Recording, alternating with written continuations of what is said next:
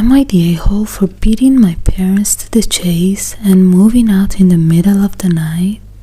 I, 18 female, overheard my mom's and dad's conversation, 39 female and 40 male, about how they planned to kick me out shortly after my 18th birthday.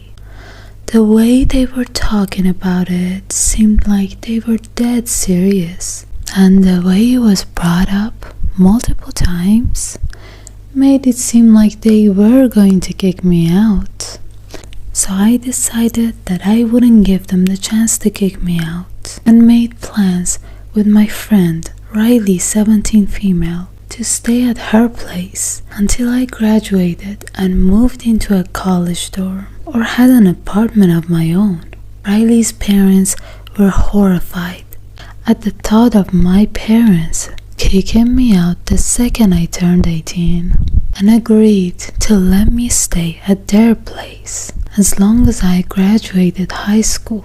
Riley, her parents, my boyfriend Cole, 18 male, came after midnight to help me take my belongings to their car and drive me to Riley's house. My parents woke up in the middle of this and asked me what the hell was going on.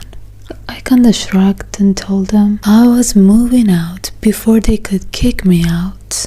My parents tried to deny this and attempted to stop me from leaving, but there was nothing that they could do since I'm a legal adult.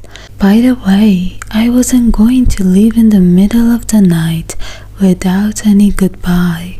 I already put a note on the kitchen table where my mom goes to first in the morning, explaining what happened. Right now, I'm at Riley's house in their spare bedroom, and I've gotten bombarded with calls from my parents asking to come back and not to tell my grandparents about this.